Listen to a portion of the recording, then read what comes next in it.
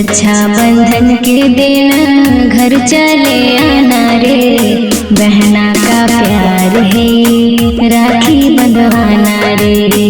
कर लो ये वादा हमसे भूल ना जाना रे।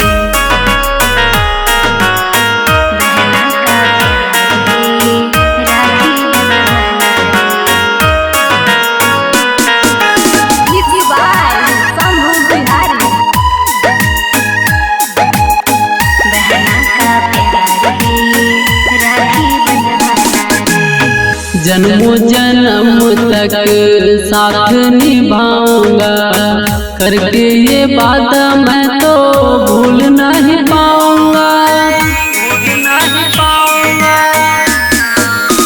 भाई बहन का कोई है ना ठिकाना रे, यही त्योहार माने सारा जमाना रे।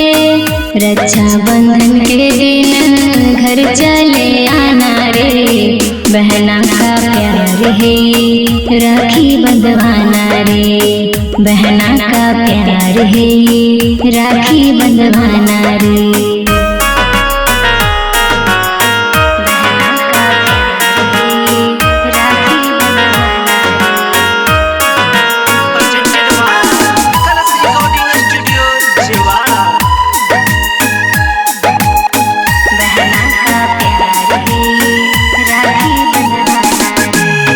बहना रे मैं तो तेरे सपने सजा दूंगा, तुझ पे कोई आँच आए जीवन लूटा दूंगा।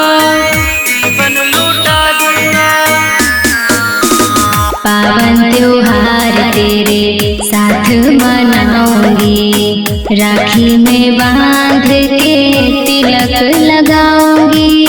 भैया दीपावली को तुम भूल ना जाना रे, बहना का प्यार है राखी बंधवाना रे।